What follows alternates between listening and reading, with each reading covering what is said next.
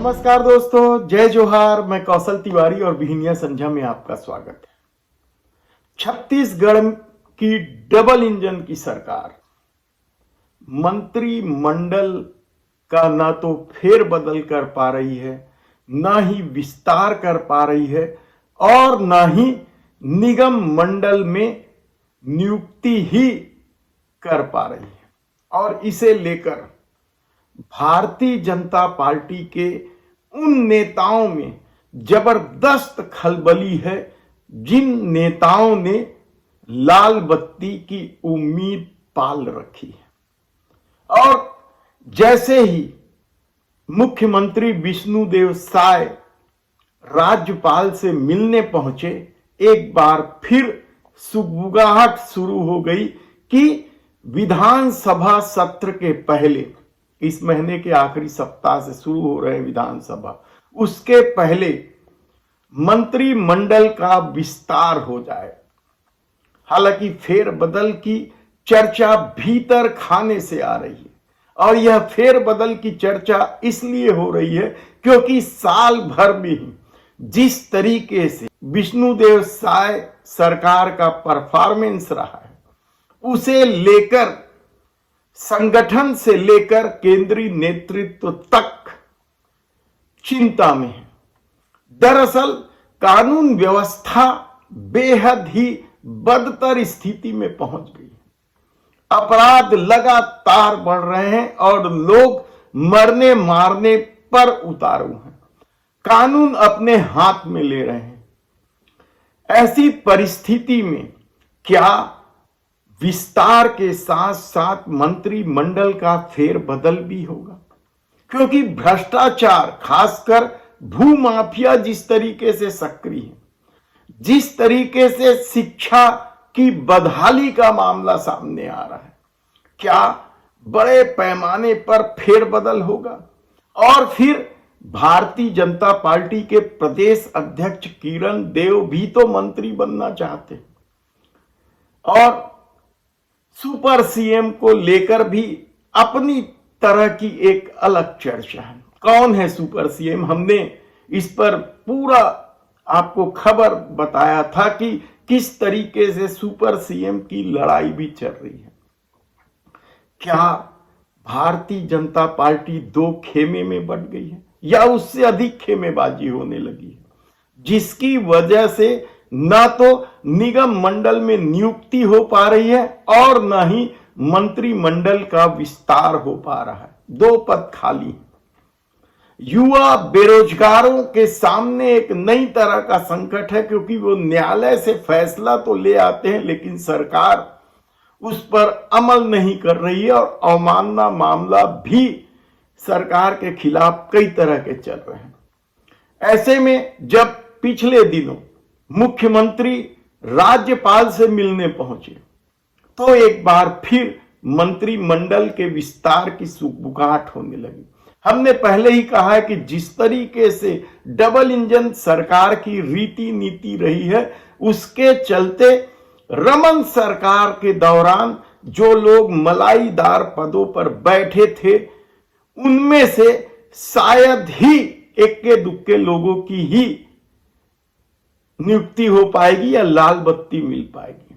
लेकिन अब जो चर्चा है वह मंत्रिमंडल में फेरबदल को लेकर बड़ी चर्चा है। कहा जा रहा है कि विस्तार के साथ साथ मंत्रिमंडल में भी फेरबदल होगा।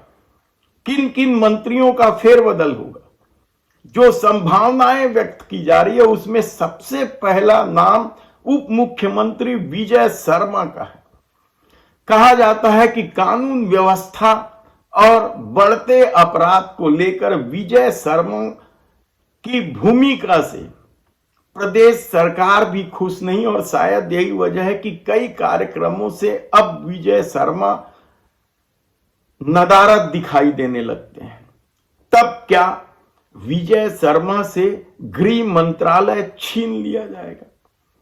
फिर गृह मंत्रालय किसे दिया जाएगा? क्या विस्तार में जो नाम सबसे सामने आ रहे हैं विक्रम उसेंडी का, उन्हें दिया जाएगा? या फिर कृषि विभाग संभाल रहे राम विचार नेताम को मिलेगा, क्योंकि राम विचार नेताम रमन सरकार में गृह मंत्री रह चुके हैं। तब दूसरा नाम जो सबसे ज्यादा चर्चा में है वह है राजस्व मंत्री टंकराम वर्मा का। जमीन घोटाले से लेकर पटवारी और तहसीलदारों के तबादले में वसूली जैसे कई गंभीर आरोप टंकराम वर्मा पर लगे हुए हैं।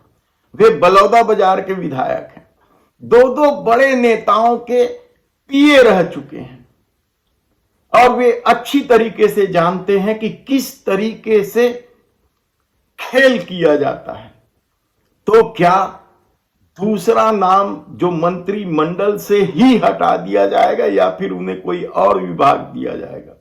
टंकराम वर्मा का नाम दूसरे नंबर पर है। और हाल में ही रायपुर में अमली डी में सरकारी जमीन के आवंटन को लेकर एक निजी बिल्डर को आमंत्रित किया गया। हम विस्तार से बताएंगे। हमारी टीम लगी हुई है कि राजेश अग्रवाल उर्फ बुतरू का क्या खेल है, वह पहले क्या करते थे, अचानक इस जमीन के खेल में वे कैसे आ गए, उन्हें किन किन मंत्रियों का संरक्षण प्राप्त है। रायपुर के कद्दावर माने जाने वाले पूर्व मंत्री के भी संरक्षण की खबर है, तो बिलासपुर के भी एक पूर्व मंत्री के संरक्षण की खबर है। ये पूरा क्या है जमीन मामला, अभी कमिश्नरी जांच हो रही है। किस तरीके से उस पूरे खेल में कौन कौन से अधिकारी शामिल हैं, हम आपको विस्तार से बताएंगे। लेकिन तीसरा नाम जो चर्चा में है वह केदार कश्यप का है। बस्तर से मंत्री हैं, कई बार विधायक हैं, रमन सरकार में भी मंत्री रहे और कहा जा रहा है कि उनके परफॉर्मेंस को लेकर खुद विष्णुदेव साय संतुष्ट नहीं है और उनके निज सचिव को लेकर जिस तरीके से विवाद गहराया उसका भी अलग से खबर बनाएंगे। लेकिन उस विवाद के चलते क्या केदार कश्यप को हटा दिया जाएगा? हालांकि केदार कश्यप को हटाना आसान नहीं है और शायद यही वजह है कि मंत्री पद की जगह उन्हें प्रदेश अध्यक्ष बनाया जा सकता है, ऐसी चर्चा है। तो आदिवासी मंत्री को हटाने के बाद आदिवासी किस नेता को मंत्री बनाया जाएगा? विक्रम उसेंडी को बस्तर से। तो किरण देव जो प्रदेश भारतीय जनता पार्टी के अध्यक्ष हैं, उन्हें कौन कौन सा विभाग मिलेगा, इसे लेकर भी कई तरह की चर्चा है। कहा जा रहा है कि शिक्षा विभाग दिया जा सकता है। जो बृजमोहन अग्रवाल को हटाए जाने के बाद या निकाले जाने के बाद या उनके इस्तीफा देने के बाद, कुछ भी कह ले आप, मुख्यमंत्री के पास है शिक्षा विभाग और शिक्षा विभाग की बदहाली को लेकर खुद मुख्यमंत्री भी निशाने में। तब और किस मंत्री के खिलाफ भारतीय जनता पार्टी के विधायक नाराज हैं? वैसे तो आप देखें तो फेहरिस्त है। तब ओपी चौधरी से वित्त विभाग लेकर क्या पुराने मुख्यमंत्रियों की तरह वित्त विभाग विष्णुदेव साय अपने पास रखेंगे और गृह मंत्रालय ओपी चौधरी को दे देंगे या शिक्षा विभाग दे देंगे?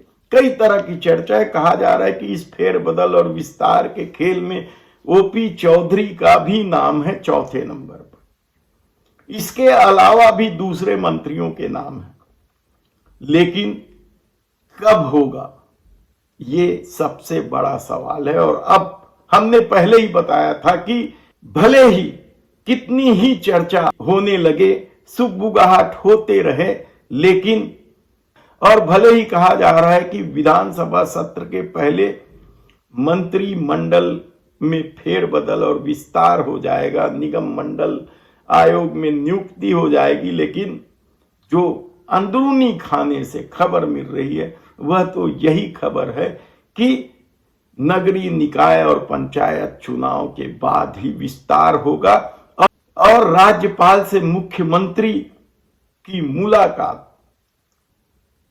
का कुछ और मतलब है। धन्यवाद।